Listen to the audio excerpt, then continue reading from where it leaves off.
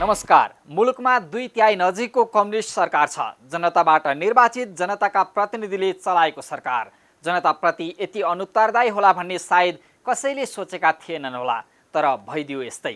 हुन त प्रमुख प्रतिपक्षी दल पनि मुलुकमा नभएको होइन, तर कुन दल मादल भने जस्तै भएको छ दलका गतिविधि र सरकारको रवैया आम मतदाताका लागि।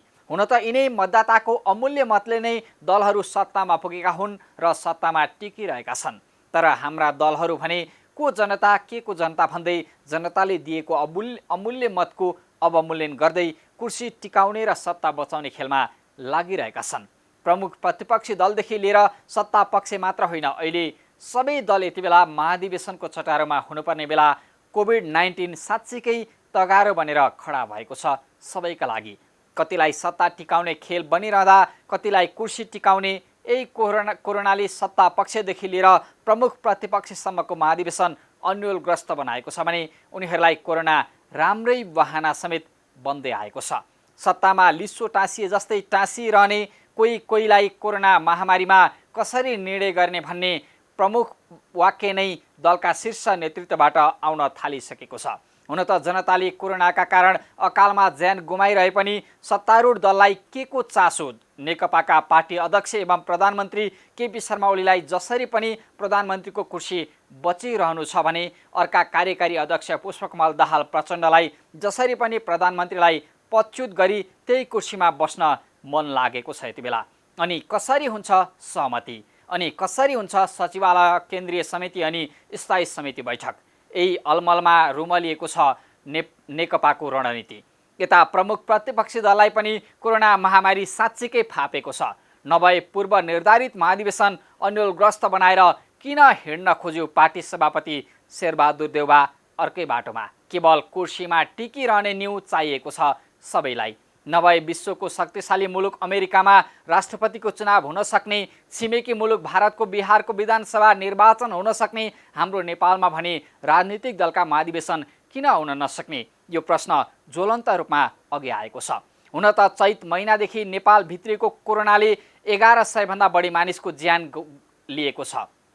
तर 1-2 जना संक्रमित हुँदा लकडाउन र निषेधाज्ञा जारी गर्ने हाम्रो सरकार हजार काट्दा मुख दर्शक भएर बस्छ। त्यति मात्रै कहाँ हो र? स्थिति भयावह हुनै लाग्दा कोरोनाको परीक्षण र उपचारमा शुल्क तोक्ने सरकारलाई के अपेक्षा गर्ने हामी जनताले? जबकि संविधानमा नै स्वास्थ्य सेवा मौलिक हक अन्तर्गत राखेर निशुल्क गरेको सरकारले अस्पतालहरूमा उपचार गर्दा शुल्क नै निर्धारण र धरौटी राख्न थालेपछि चौतर्फी विरोध अनि केही अधिवक्ताले अदालतमा मुद्दा दायर गरेपछि संक्रमितको उपचार र परीक्षण सरकारी अस्पतालमा निशुल्क घोषणा गर्ने सरकारलाई के भन्ने? कठै मेरो सरकार, कठै मेरो देश अनि कठै म र मेरो स्वास्थ्य, यसबाहेक केही भन्न सकिन्छ र? हो, जनताको करबाट सेवा सुविधा लिइरहेकाहरूले नै जनता विरुद्ध एकजुट भई जनताको ढाड सेकिने गरी सेवा सुविधा वसुलेर त्यही करबाट तलब खाने देशका हामी नागरिक। यस्तो अवस्थामा के मौलिक हक र जनताका नैसर्गिक अधिकारको कुरा गर्ने? बस हामी केवल यति भन्न सक्छौँ, चुनाव अर्को पटक पनि आउँछ। जनता यिनै हुन्, मतदाता पनि यिनै हुन्। सचेत रहौँ, सजग बनाऊ। जनताको सरकार भएको आवाज जनताले गर्न पाउन्, अन्यथा बदला जनताले नै लिनेछन्। आउनु सुरु गरौँ आम जनताले बेहोरेको समस्या, अभाव र सरकारी सेवा सुविधाको झन्झट समाधानको सारथी भन्ने कार्यक्रम जनताको इजलास। म पुण्य प्रसाद धमला। कार्यक्रमको सुरुवातमा हेरौँ यो झलक।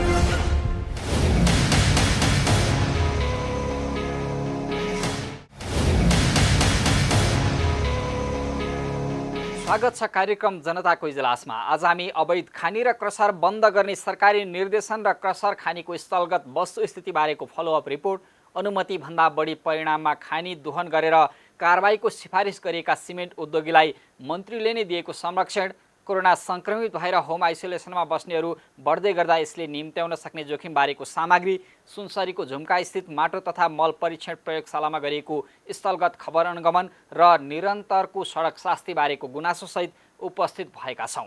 तपाईहरूसँग पनि कुनै समस्या र गुनासो छन् भने हामीलाई पठाउन सक्नुहुनेछ। तपाईहरूका समस्या र गुनासोलाई हामी कार्यक्रममा उच्च प्राथमिकता दिनेछौँ। अब आजको पहिलो विषय, खानी र क्रसर विकास पूर्वाधारका मेरुदण्ड। तर नभई नहुने गिटी र बालुवाको उत्खनन, प्रशोधन र बिक्री वितरणमा भने सधैँ वैध र अवैधको लुकामारी चल्दै आएको छ। न खानी तथा क्रसर व्यवसायीले आफूलाई वैध भएको पुष्टि गर्न सकेका छन्, न त सरकारले नै बन्द गराउन सकेको छ। यही लुकामारीका बीच देशका अवैध क्रसर तथा बालुवा प्रशोधन उद्योगको अनुगमन गरेर बन्द गराउन गृह मन्त्रालयले दिएको निर्देशन र क्रसर तथा खानीको स्थलगत अवस्थाबारे हाम्रो टिमले तयार पारेको यो रिपोर्ट हेरौँ। हामीले क्रसर र खानी व्यवस्थित हुनुपर्छ, उद्योगी व्यवसायको लगानी वैध हुनुपर्छ अनि स्थानीय तह, सरकारी निकाय र क्रसर खानी सञ्चालक बीच चल्ने धरपकड र लुकामारीको अन्त्य हुनुपर्छ भन्दै यसबारे बारम्बार खबरदारी गर्दै आएका छौँ। कानुन र मापदण्डको पालना गरेर व्यवसाय गर्नेहरूलाई राज्य तहबाट समेत साथ सहयोग हुनुपर्नेमा क्रसर र खानी सञ्चालक भनेका तस्कर जस्तै हुन् भन्ने अवस्था देशभरका क्रसर र खानीमा विद्यमान छ। वैध र अवैधको लुकामारीले निरन्तरता पाइरहँदा गृह मन्त्रालयले बिना दर्ता सञ्चालनमा रहेका क्रसर एवं बालुवा प्रशोधन उद्योग तत्काल बन्द गराउन निर्देशन दिएको छ। गृहमन्त्री रामबहादुर थापा, ऊर्जा मन्त्री वर्षमान पुन, उद्योग मन्त्री लेखराज भट्ट, वन मन्त्री शक्तिबहादुर बस्नेत लगायतको सिंहदरबारमा बसेको बैठक मार्फत निर्णय गर्दै 77वटै जिल्लाका प्रमुख जिल्ला अधिकारीलाई बिना दर्ता सञ्चालित उद्योग बन्द गर्न निर्देशन दिए पनि कार्यान्वयन भएर क्रसर र खानी व्यवस्थित हुनेमा भने विश्वस्त भइहाल्ने अवस्था छैन। मन्त्रालयले प्रमुख जिल्ला अधिकारीको नेतृत्वमा डिभिजन वन, जिल्ला प्रहरी, घरेलु तथा साना उद्योग, मालपोत नापी कार्यालयका प्रमुख सहित इन्जिनियर सम्मिलित टोलीबाट तत्काल अनुगमन गरेर क्रसर र मापदण्ड अनुसार भए नभएको, तोकिएको जग्गामा सञ्चालन भए नभएको, दर्ता भएका बेला तोकिएका अन्य शर्त पालना गरिए नगरिएको लगायतका विवरण सङ्कलन गरी 7 दिनभित्र रिपोर्ट पेश गर्न समेत भनेको छ। तर बेला मौकामा हुने अनुगमनले औँलाएका कमजोरी सुधारेर क्रसर तथा खानी व्यवस्थित गर्ने दायित्वबाट उद्योगी व्यवसायसँगै सरकारी निकाय नै पछि हट्ने गरेको पाइएको छ। पटक पटक यस्ता निर्देशन जारी हुँदै आए पनि कार्यान्वयन पक्ष भने फितलो देखिने गरेको छ। खानी, क्रसर तथा बालुवा प्रशोधन उद्योगमाथि बारम्बार नियमन पनि हुँदै आएको छ। प्रमुख जिल्ला अधिकारी, स्थानीय तहका जनप्रतिनिधि, वनका प्रतिनिधि लगायतका नियमनकारी निकायबाट हुने अनुगमन र निर्देशन समेत प्रभावकारी बन्ने गरेको छैन। केही उद्योगीहरू दर्ता प्रक्रियामा आएर वैधानिक बन्न थाले पनि अझै अधिकांश खानी, क्रसर र बालुवा प्रशोधन उद्योगहरू नवीकरण दर्ता नै नभई सञ्चालनमा छन् र पनि सरकारले नियमन गरेर कारबाहीको दायरामा ल्याउन सकेको छैन। यस्तो छ क्रसर र खानी सञ्चालनको मापदण्ड। ढुङ्गा गिट्टी बालुवा उत्खनन, बिक्री तथा व्यवस्थापन सम्बन्धी मापदण्ड 2077ले गरेका केही महत्त्वपूर्ण व्यवस्थाको यहाँ चर्चा गरौँ।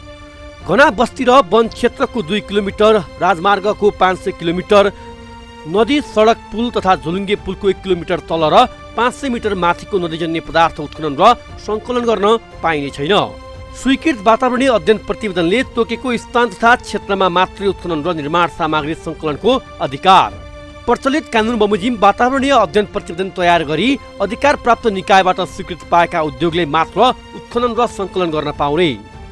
ढुङ्गा गिट्टी बालुवा सङ्कलन र उत्खनन कार्य गर्दा बहाव परिवर्तन गर्ने तथा सिँचाइ प्रणाली लगायतका संरचनालाई असर गर्न नपाइने। नदीजन्य पदार्थको सङ्कलन, उत्खनन र बिक्री कार्यको लागि ठेक्का व्यवस्था गर्नु पूर्व अनुसूची 1 बमोजिम चेकलिस्ट तयार गरी प्राविधिकबाट स्थलगत अनुगमन गराई ठेक्का बन्दोबस्त गर्नुपर्ने। वन तथा चुरे क्षेत्रबाट ढुङ्गा गिट्टी बालुवा उत्खनन गर्न पाइने छैन। यस्तो छ देशभर सञ्चालित क्रसर र खानीको अवस्था।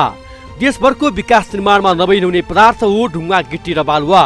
तर वर्षौंदेखि यही निर्माण सामग्री उत्खनन तथा सङ्कलन गर्दै आएका उद्योगहरू भने मापदण्ड विपरीत चल्दै आएका छन्।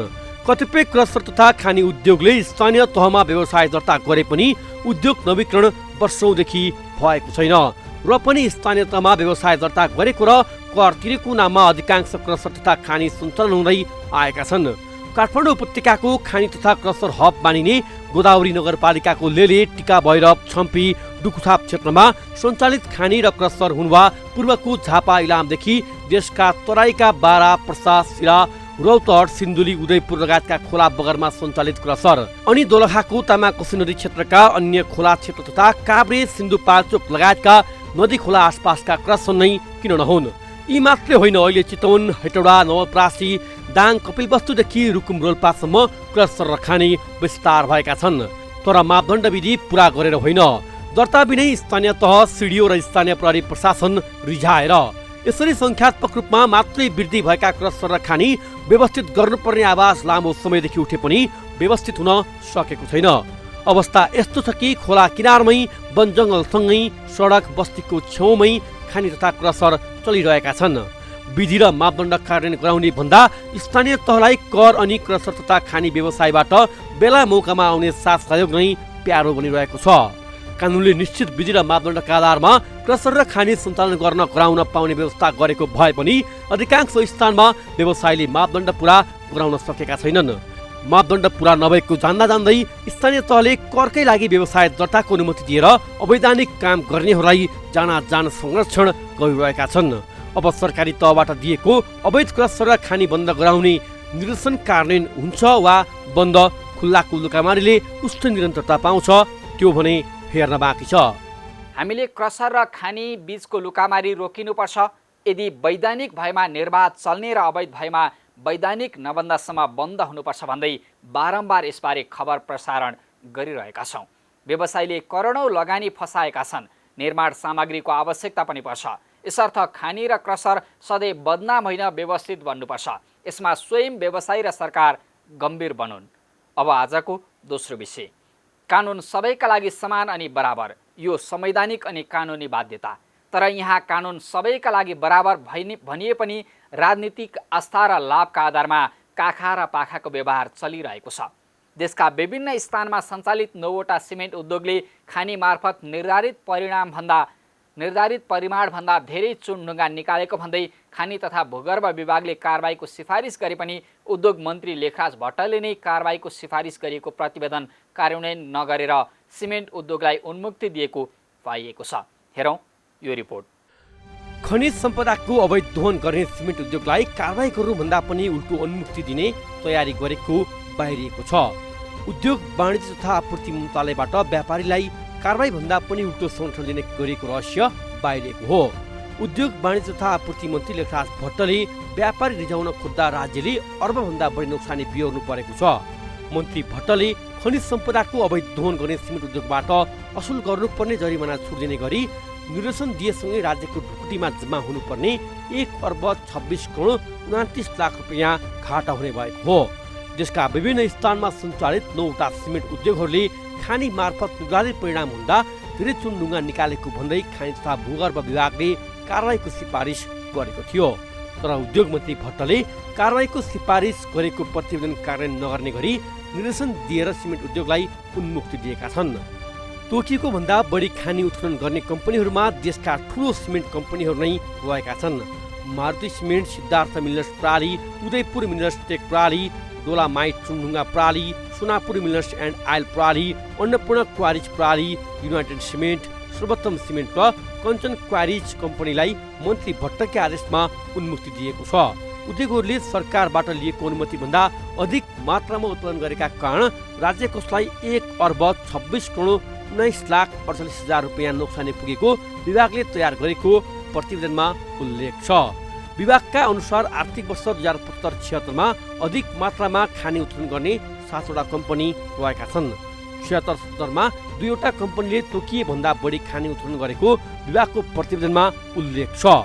विभागले कारबाही गर्ने भनेका सिमेन्ट उद्योगहरूलाई मन्त्री भट्टले एन्नै परिमार्जन गरेर भए पनि जोगाउन लागिपरेको देखिएको छ। गत 2076 पुस 7 गते बसेको मन्त्री स्तरीय बैठकको निर्णयबाटै जरिमाना असुली गर्नुपर्ने उद्योगलाई उन्मुक्ति दिने गरी घुमाउरो पारामा निर्णय गरिएको छ। उद्योग वाणिज्य तथा आपूर्ति मन्त्रालयले चलानी नम्बर 1572 को पत्र मार्फत 2076 पुस 7 गते विभागलाई निर्देशन दिएसँगै अब अनुमतिभन्दा बढी दोहन गर्ने कम्पनीले उन्मुक्ति पाउने निश्चित जस्तै भएको छ। सिमेन्ट कम्पनीहरूले जरिमाना बापत बुझाउनु पर्ने रकम नै तोकेर विभागले प्रतिवेदन तयार गरे पनि मन्त्रीको निर्देशनपछि प्रतिवेदन कार्यान्वयन हुन सकेको छैन। खानी तथा भूगर्भ विभागका महानिर्देशक रामप्रसाद घिमिरेको संयोजकत्वमा गठित समितिले तयार गरेको प्रतिवेदनमा खानी दोहन गर्ने सिमेन्ट उद्योग र तिनबाट असुल गर्नुपर्ने जरिमाना समेत तोकिएको छ। नेपाल भूगर्भ विभागले ती 9वटै कम्पनीलाई कारबाही हुने जनाए पनि उद्योग मन्त्रालयबाट भने कारबाही होइन, संरक्षण हुने गरेको छ। 6 महिना अघि विभागका सहसचिव जयराम घिमिरेको नेतृत्वको समितिले प्रतिवेदन सरकारलाई बुझाएको थियो। मन्त्री भट्टले विद्यमान ऐन खानी तथा खनिज पदार्थ 2042 कमजोर भएकाले अहिले कारबाही अघि बढाउँदा भोलि उद्योगी अदालत जाने र जितेर आउने सम्भावना भएकाले ऐन संशोधनको तयारीमा रहेको भन्दै कारबाहीको प्रक्रियालाई रोक्दै आएको पाइएको छ। चाहे करोडौँमा खेल्ने उद्योग हुन् या सामान्य नागरिक, कानुन कार्यान्वयनमा विभेद हुनुहुन्न। कानुन र मापदण्ड लत्याउने तथा गल्ती गर्ने जोसुकै हुन्, जति नै पैसा र शक्तिको खेल खेल्न सक्ने हुन्, उन्मुक्ति पाउनुहुन्न। ठुलालाई चैन, सानालाई ऐन भने जस्तै होइन। कानुन कार्यान्वयन गर्दा सबैका लागि बराबरको व्यवहार होस्, बस हामी सबैको चाहना यति। अब आजको अर्को विषय, कोरोना संक्रमण नेपालका लागि मात्रै नभएर विश्वव्यापी स्वास्थ्य समस्या। नेपालमा समेत कोरोना संक्रमित 2 लाख पुग्दै गर्दा हजारौंले यसैकै कारण ज्यान गुमाउनु परेको छ। निको हुने दर उच्च छ भन्दै गर्दा अधिकांश संक्रमितहरू होम आइसोलेसनमा बस्नुपर्ने बाध्यताले जोखिम बढाएको छ। होम आइसोलेसनमा बस्दा गर्नुपर्ने सावधानी र जोखिमबारे विज्ञको सुझाव समितिको यो रिपोर्ट हेरौँ। नेपालमा कोरोना संक्रमित भएका मध्ये होम आइसोलेसनमा बस्नेहरूको संख्या अत्याधिक रहेको छ। संक्रमित भएका मध्ये अत्यन्त न्यून मात्रै अस्पतालमा जाने गरे पनि बेड नपाएको गुनासो अझै रोकिएको छैन। घर वा कोठामा आफन्तको साथमा बस्ने संक्रमितले परिवारको राम्रो हेरचाह पाउने गरे पनि होम आइसोलेसनमा बस्दा पालना गर्नुपर्ने आवश्यक मानदण्ड र सुरक्षाका उपायहरू अवलम्बन नगर्दा जोखिम बने उत्तिकै रहेको स्वास्थ्य क्षेत्रका जानकारहरू बताउँछन्। घरमा बस्ने कोरोनाका संक्रमितमा साइलेन्ट निमोनियाको खतरा अत्याधिक हुने भएकाले आवश्यक सावधानी अपनाउन विज्ञहरूले सुझाव दिने गरेका छन्। विश्व स्वास्थ्य संगठन र नेपालकै स्वास्थ्य मानदण्डलाई आधार मान्ने हो भने लक्षणविहीन हल्का रुगाखोकी र सामान्य लक्षण भएका व्यक्तिहरू मात्र होम आइसोलेसनमा बस्नुपर्ने हो। तर यहाँ गम्भीर खालका लक्षण भएका कोरोना संक्रमित नै होम आइसोलेसनमा बस्ने गरेका छन्, जसका कारण होम आइसोलेसनमा बस्ने संक्रमितले उपचार अभावमा ज्यान समेत गुमाउनु पर्ने अवस्था देखिएको छ। नेपालमा सक्रिय संक्रमितको संख्या 40,000 पुग्दै गर्दा 30,000 बढी संक्रमित घरमै छन्। बाँकी संक्रमितहरूको मात्र संस्थागत आइसोलेसन अर्थात् देशका विभिन्न अस्पतालमा उपचार भइरहेको छ। यो तथ्याङ्कले संक्रमितहरू बढ्दै गरे पनि घरमै बसेर उपचार गरिरहेकाहरूको संख्या बढ्दो क्रममा देखिएको छ। यसरी सबै प्रकृतिका संक्रमित होम आइसोलेसनमा बस्दा जोखिम थप बढेको छ। चिकित्सकहरू नै लक्षण भएका संक्रमितलाई होम आइसोलेसनमा नबस्न सुझाव दिइरहेका छन्। गम्भीर खालका लक्षण भएका संक्रमित होम आइसोलेसनमा बस्दा समस्या जटिल हुने र बिरामीको मृत्यु हुने हुँदा संक्रमितले विशेष ध्यान दिनुपर्नेतर्फ स्वास्थ्य क्षेत्रका विज्ञहरूको सुझाव छ। यसमा चाहिँ अब अघि मैले अक्सिजन लेभल पनि गरेको छ, त्यसमा ज्वरो आइरहेछ, सामान्यतया चाहिँ 2-3 दिनसम्म चाहिँ ज्वरो आएको अथवा खोकी लागेको चाहिँ धेरै मात्र, त्यसपछि चाहिँ सामान्य ज्वरो कम भएर जाने हो। तर यदि के गरे लगातार 10 दिनभन्दा बढी अथवा त्यो खोकी पनि लाग्ने, ज्वरो आउने पनि हुन सक्ने सम्भावना छ।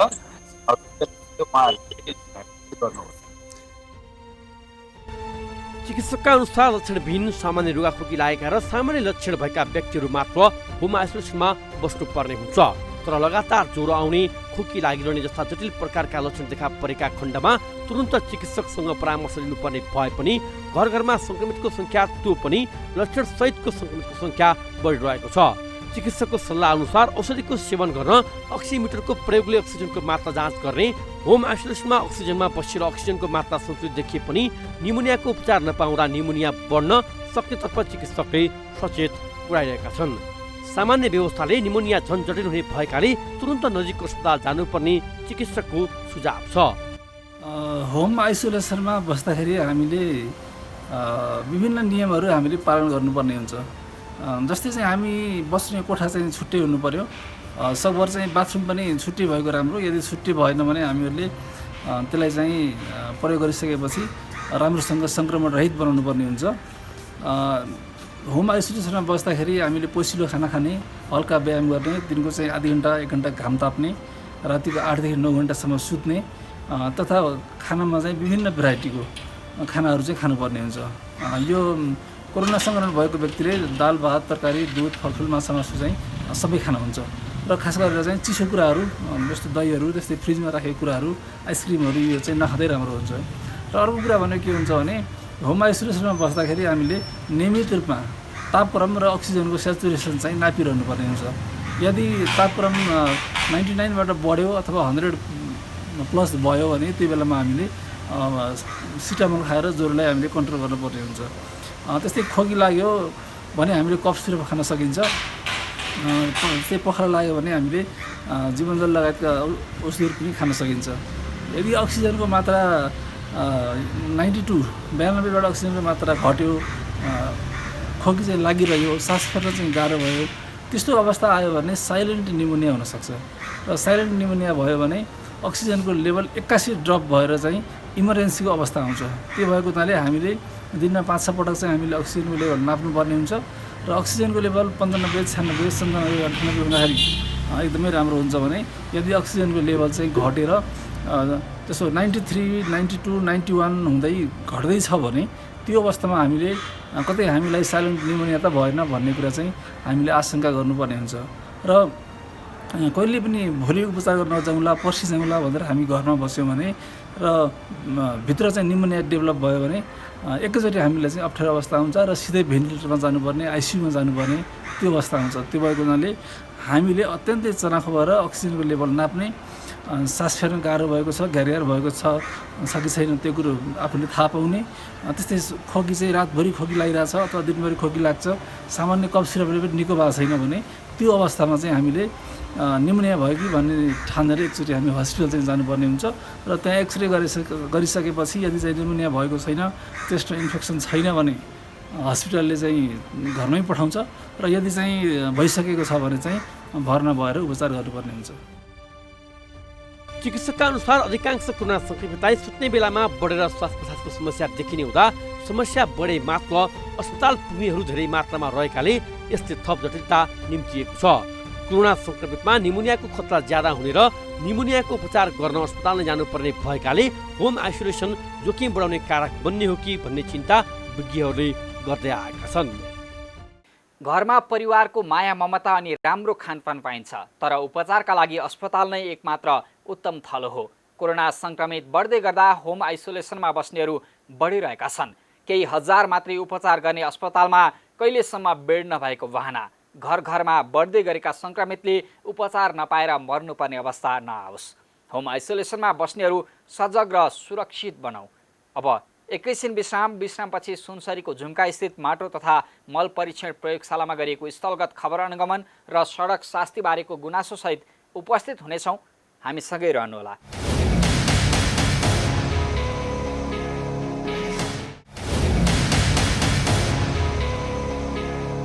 विश्रामपछि स्वागत छ। तपाईँ हेर्दै हुनुहुन्छ कार्यक्रम जनताको इजलास। प्रदेश 1 का किसानको गुनासो बोकेर हामी सुनसरीको झुम्का स्थित माटो तथा मल परीक्षण प्रयोगशालामा पुगेका छौँ। प्रयोगशालामा कर्मचारीको उपस्थिति र प्रयोगशालाको स्थलगत अवस्थाबारे जिल्ला सहकर्मी विकल रेग्मीले गरेको स्थलगत खबर अनुगमन अबका क्रममा। आदरणीय दर्शकबिन, आज हामी कार्यक्रम जनताको इजलास मार्फत चाहिँ हामी खबर अनुगमन गर्नको लागि सुनसरी स्थित झुम्कामा रहेको यो माटो तथा मल परीक्षण प्रयोगशालामा आइपुगेका छौँ। यहाँ हामीलाई आम जनताले सर्वसाधारणले चाहिँ यहाँ आएर माटो परीक्षण गराउन खोज्दाखेरि कर्मचारी भेटिँदैनन्, माटो परीक्षण गर्न पाइँदैन भन्ने गुनासो बढेपछि हामी यस कार्यालयमा पुगेका छौँ। कर्मचारी छन् कि छैनन्, के गर्दैछन्, कर्मचारी कतिको आउँछन्, यो विषयमा आज हामी स्थलगत रिपोर्टिङ गरिरहेका छौँ।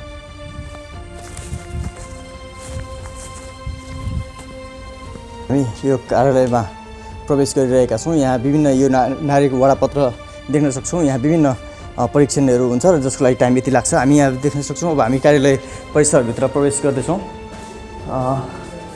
हामी यहाँ देख्न सक्छौँ यो निमित्त कार्यालय प्रमुख नाथुप्रसाद चौधरी हुनुहुन्छ, माटो विज्ञ। उहाँ प्रवेश गर्दै हुन्छ कार्यालयमा। हामी पहिले अन्य शाखातिर प्रवेश गरौँ, त्यसरी हामी अन्य शाखातर्फ लागौँ। यो शाखा प्राविधिक कक्ष भनिएको छ। यहाँ प्राविधिकहरू कोही पनि हुनुहुन्न, यहाँ कोही पनि भेटिएको अवस्था छैन। यहाँनिर देख्न सक्छौँ यो खाली छ यो प्राविधिक शाखा कक्ष। अर्को कार्यकक्षतर्फ लागौँ। यो कार्यकक्ष पनि खाली छ, सायद यहाँ खाली छ। हामी देख्न सक्छौँ यो दृश्य। सायद एकछिनमा उहाँ आइपुग्नुहुन्छ होला। प्रयोगशाला हो, हामी अनुमति बिना हामी यो प्रयोगशालाभित्र प्रवेश गर्दैनौँ। त्यही पनि यहाँबाट थोरै खिचौँ। प्रयोगशाला यहाँ यतिको प्रयोगशाला छ। यो प्रदेश 1मा विशेष गरी सुनसरीमा चाहिँ माटो परीक्षण गर्नको लागि निर्माण गरिएको प्रयोगशाला हो र यहाँ सुनसरीमा र विशेष गरी प्रदेश नम्बर 1कै किसानहरू चाहिँ माटो परीक्षण गर्नको लागि यहाँ आउनुहुन्छ। तथापि अहिले प्रदेश नम्बर 1मा अहिले माटो परीक्षणको कार्यलाई चाहिँ तीव्रता दिन सकिएको छैन। आम सर्वसाधारणहरूले माटो परीक्षण गर्नलाई सूचना वा जानकारीको अभावमा चाहिँ माटो परीक्षण केन्द्रसम्म आइपुगेका छैनन्। यसमा सम्बन्धित निकाय र सरकारको पनि त्यति ध्यान पुगेको देखिँदैन। हामी यस विषयमा यस कार्यालयका प्रमुखसँग पनि कुराकानी गर्नेछौँ र हामी लागौँ अर्को कार्यकक्षतर्फ। हामीले अघि देखाएको कक्ष यही हो। अझै पनि उहाँ यहाँ आइपुग्नु भएको छैन।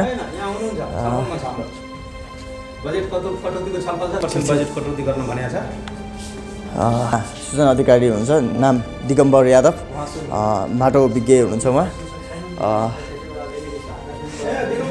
सर नमस्कार। सर तपाईँलाई स्वागत छ।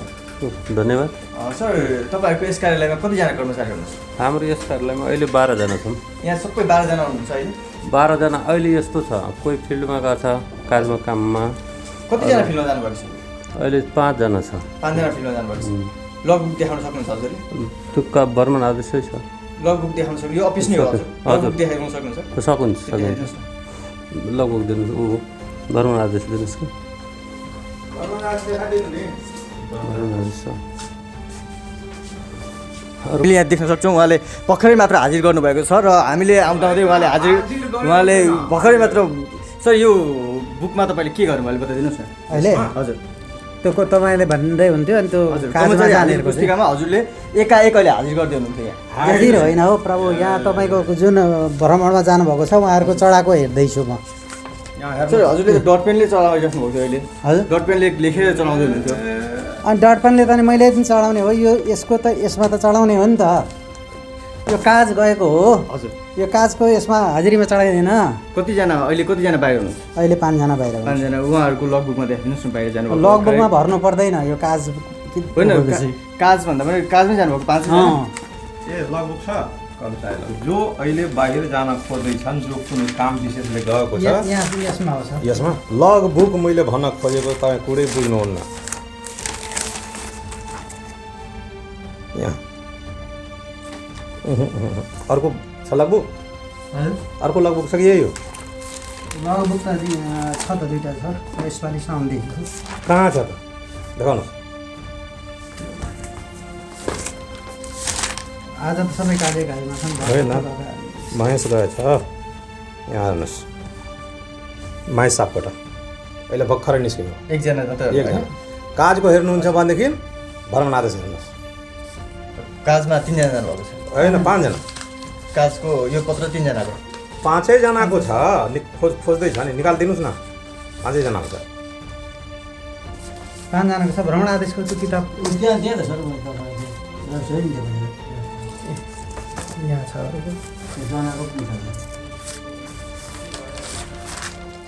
ए 5 जना जानेहरू 1 2 3 4 5 जना काजमै। सर यहाँ कतिजना कर्मचारी हुनुहुन्थ्यो अनि कतिजना काजमा जानुभएको छ? अनि जम्मा हाम्रो दरबन्दी 12 जनाको हो। त्यसमध्ये 5 जना मोबाइल भ्यानमा हिजोदेखि तात्पर्यता देखाएको छ। कहाँ? मोरङको कुन गाउँपालिका भन्छ नि, सुनवर्सी गाउँपालिकामा। हजुरहरूको एउटा मोबाइल भ्यान छ? एउटा मोबाइल भ्यान छ। मोबाइल भ्यान त बाहिरै देखिन सकिन्छ? सकिन्छ, मजाले अहिले बाहिर छ तर उहाँहरू त्यो मोबाइल भ्यानमा जानुभएको छ भनेर हिजैदेखि जानुभएको थियो। गाडी त यहीँ छ सर? अहिले कुरा बाज्यो नि? होइन, कुरो बाजेन। भनेको मतलब मोबाइल भ्यानमा माटो सङ्कलन गरिसकेपछि मोबाइल भ्यान यहाँबाट हिँड्ने हो। मोबाइल भ्यानमा टेस्ट गरिसकेपछि गाडी फिल्डमा राख्न मिलेन, गाडी आउँछ, प्रतिवेदन दिने हो। उहाँहरूको आलुको पकेट हो, आलुको पकेटमा हामीले प्राविधिक सल्लाह दिने। अहिले त्यसो उहाँहरू 5 जना आइसक्नुभयो? 5जना आएको छैन गुरुजी सहितको आइसकेछ अरू साथीहरू त्यो पकेटमा प्रतिवेदन बनाउँदैछन् दिँदैछन्। कतिजना त्यहाँ हुन्छ? हजुर तीनजना 4जना। एकजना योजनाको सरको यो हाम्रो बजेट बाँडफाँडले गर्दा उहाँले बोलाएछ।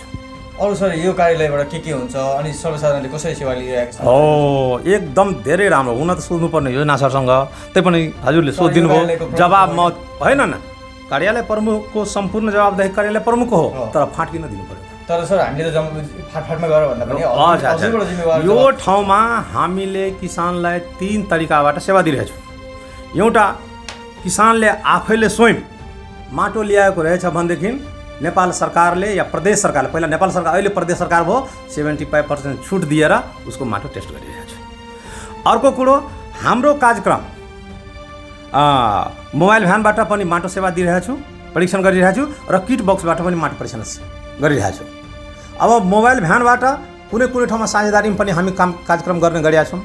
जस्तै कि कुनै ठाउँमा ज्ञान के अरे गाउँपालिका या ज्ञान केन्द्र र माटो परीक्षण प्रयोगशालाको संयुक्त तत्वावधानमा कार्यक्रम सञ्चालन भयो भनेदेखि खर्चको पनि हामी कटौती गर्छौँ 50%। उहाँले हेरिदिनुहुन्छ 50% म हेर्छु। सर अर्को कुरा मलाई जानकारी दिन मन लाग्यो। हजुर यस कार्यालयको कार्यालय प्रमुख एकदम आम सर्वसाधारणले आउँदाखेरि हजुरलाई कसरी चिन्ने सर? हजुरलाई कसरी चिन्ने? मलाई हजुर त अघि आउँदाखेरि पनि यो कक्षमा हुनुहुन्थ्यो अनि हजुरले आइडी कार्ड पनि लाउनु भएको छैन, बाहिर बस्दाखेरि पनि किन होला सर? आइडी कार्ड बिर्सिएको छु प्रभु। आइडी कार्ड छ, किनकि अहिले भर्खरै टेलिफोन आएको थियो बजेटको, त्यो तुरन्त गर्नु। सब साथीहरू छलफल गरेर सबले बोलाएर इकट्ठा गरिरहेको छ। आइडी कार्ड नलगाउनु कुरै छैन, बिर्सन त पाइयो नि। बिर्सिनु भएको यो कार्यालयको अरू कर्मचारीले पनि लगाउनुहुन्छ। त्यसो भए सर तपाईँले पनि बिर्सिनु भएको होइन? हजुर होइन, कार्ड चाहिँ के छ भने नि तपाईँले भन्नुभयो कार्ड नभएको होइन, कार्ड छ। अब आइयो, हामी आउने बित्तिकै 10 बज्नुभन्दा अगाडि नै आएर हामी त्यहाँ पस्यौँ त्यो काम गर्न होइन। अब म तपाईँले यहाँ हाजिरीको कुरो गर्दै हुनुहुन्थ्यो, जबकि 10 बजे हाम्रो हाजिरी हुन्छ भने हामी 8 बजीदेखि आएर काम गरिरहेको छौँ। आज आएर बसियो होइन, जस झोलामा छ त्यो अब हामीले यताको काम सकेर चाहिँ हामी अब त्यो व्यवस्थापन गर्ने भनेर निस्किने बन्दै थियौँ। अब त्यो कार्ड छ त्यो लाउने नै हो, नलाउने होइन कार्ड। अब कार्ड नलाउने, ड्रेस नलाउने भन्ने कुरो त आउँदैन। कहिले लाउनुहुन्छ हजुर? कहिले लाउनुहुन्छ? म आजै लाउँछु। ल्याउनु भएको छ? हामी अर्को कार्यकक्षतर्फ पनि लागौँ। केही यहाँ अरू हामी खबर अनुगमनको क्रममा यहाँ हामी हेरिरहेका छौँ। यहाँ सर एकजना आउनुभएको छ। सर हजुरलाई स्वागत छ। सर हजुर यस कार्यालयको कर्मचारी? हजुर। हामीले कर्मचारी भनेर कसरी चिन्ने सर? हजुरले सरकारी पोसाक पनि लाउनु भएको छैन? भर्खर फिल्डबाट आउँदैछ। फिल्डबाट आउनुभएको? हजुरले आइडी कार्ड पनि लाउनु भएको छैन? सर सरकारी काम आफ्नो कार्यालयको काममा जाँदाखेरि आइडी कार्ड लाउनु पर्यो नि? पर्छ। किन नलाउनु? अहिले भर्खर चाहिँ खाना खाएर आएको थियो। अब लाउनुहुन्छ? लगाउँछु ल। दर्शकबिन हामी यहाँ देख्न सक्छौँ अवस्था यस्तो छ यो प्रदेश 1 को माटो परीक्षण केन्द्रको। यहाँ अर्को एकजना प्राविधिक पनि हामी यहाँ देख्न सक्छौँ। यहाँ प्राविधिक हुनुहुन्छ सायद। सर हजुरलाई स्वागत छ। सर धन्यवाद। हजुरको शुभ नाम? मेरो दिगम्बर यादव। सर यहाँको सूचना अधिकृत पनि हुनुहुन्छ? हजुर। हजुरलाई यहाँको कर्मचारी भनेर चाहिँ हामीले कसरी चिन्ने सर? हामी कर्मचारी हाम्रो एक त त्यति पब्लिक उसमा हुँदैन, ल्याबको काम हुने हुन्छ। ल्याबमा चिन्दाखेरि अफिसमै आएर चिन्ने हो होइन? नेपाल सरकारले चाहिँ सरकारी कर्मचारीलाई पोसाक भत्ता पनि दिएको छ, पोसाक लाउनुपर्छ भनेर, तर हजुरले त पोसाक लगाएको भेटिएन नि? दर्शकबिन हामी आज यो प्रदेश नम्बर 1 को झुम्कामा अवस्थित, सुनसरीको झुम्कामा अवस्थित यो माटो तथा मल परीक्षण प्रयोगशालामा आएर खबर अनुगमन गऱ्यौँ। यहाँ आउँदाखेरि केही कर्मचारीहरू भने आफ्नो कार्यकक्षभन्दा बाहिर गएर चाहिँ गफ गरिरहेको अवस्था भेट्यौँ भने केही कर्मचारीहरूले चाहिँ नेपाल सरकारले दिएको पैसाबाट जुन पोसाक लाउनु पर्ने हो, जुन रकम उपलब्ध गराएको थियो त्यो रकमबाट पोसाक लाउनु पर्यो, उहाँहरूले चाहिँ पोसाक र आइडी कार्ड पनि नलागेको भेट्यौँ। तर उहाँहरूले आफूले क्रमिक रूपमा चाहिँ सुधार गर्दै जाने र कार्यालयलाई चुस्त दुरुस्त बनाउने प्रतिबद्धता जनाउनु भएको छ। आशा गरौँ उहाँहरूको यस कार्यालय चुस्त दुरुस्त बनोस्। माटो तथा मल प्रयोगशाला किसानका लागि उपयोगी बनोस्। प्रदेश 1 का किसानहरूले यो प्रयोगशालाबाट माटोको उर्वरा बढाउन तथा मलको समस्या समाधान गर्न पर्याप्त सहयोग पाउन्। बस हाम्रो खबरदारी यतिका लागि। अब आजको जनगुनासो। सडकमा सामान्य जस्तै बनेको छ आजकल हिलो र धुलोको शास्ति। यात्रु र चालक गाउँ दूरदराजका होइन, काठमाडौँकै सडकमा शास्तिको अनुभव गर्दै यात्रा गर्नुपर्ने बाध्यतामा छन्। अबको क्रममा यो गुनासो।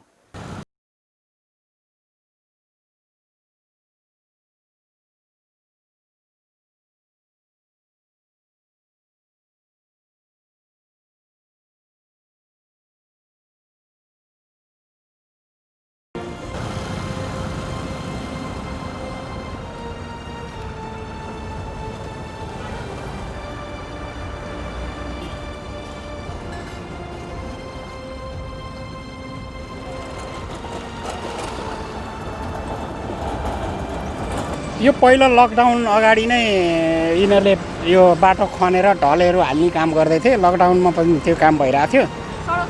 सडक विभागले नै गरे यो कालिका कन्स्ट्रक्सन भन्नेले गरिरहेछ गर्न चाहिँ। अब अहिले पछि आएर हामीले यसो सुन्नमा आएको चाहिँ अब यो यिनीहरूको टेन्डर चाहिँ सकिसक्यो हो, फेरि टेन्डर हाल्न बाँकी छ भन्छ, खालि के भन्छ त्यही भएर गइरहेछ। एकदम धुलोमुलो एकदम धुलो भइरहेछ।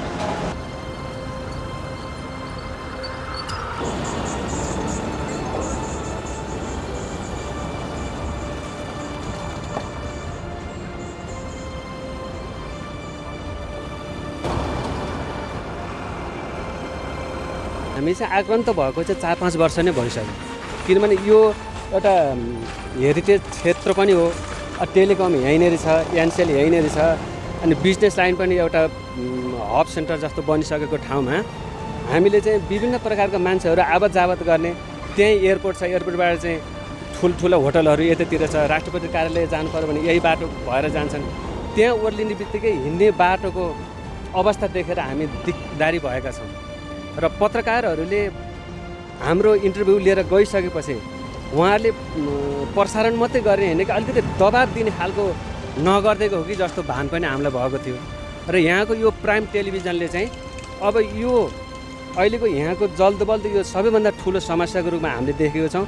यसलाई चाहिँ सम्बन्धित निकायमा लिएर गएर चाहिँ प्रसारण गर्नुभयो र अलिकति दबाबमुखी शब्दहरू प्रयोग गरेर चाहिँ यहाँहरूले गरिदिनु भयो भने अलिक केही राहत मिल्छ कि भन्ने हामीले अपेक्षा गरेका छौँ।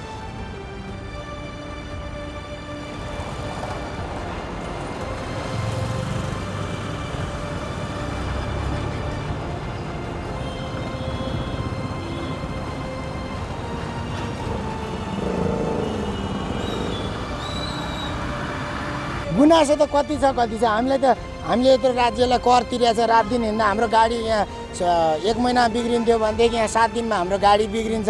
राज्यलाई त हामीले यत्रो कर तिरिरहेको छ रातारात सधैँभरि होइन। गुनासो त कति छ भनेर साध्य छैन। कसले सुन्छ र हामीले बोलेको कसैले सुन्दैन। धुवा धुलो त व्यापकै छ नि। अब बाटोको हालत यस्तो छ, धुवा धुलो गाडीहरूको चाप यस्तो छ। यो बाटो खै बनाउनु लागेको मैले थाहा पाइकन भइसक्यो होला, 4-5 वर्ष जति भइसक्यो होला। अहिलेसम्म यस्ताको यस्तै छ।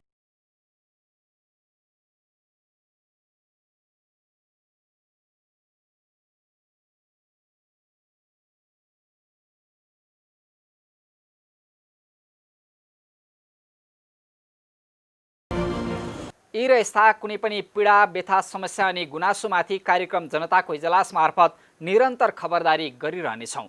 व्यवसायीले नीति नियम मिचेर गरेका बदमासी, जनताको गुनासो र कथा व्यथासँगै सरकारी निकायबाट दिइने सेवा प्रवाहमा भए गरेका कमजोरी केलाएर हामी सुधारको प्रयास कार्यक्रम मार्फत खोज्नेछौँ।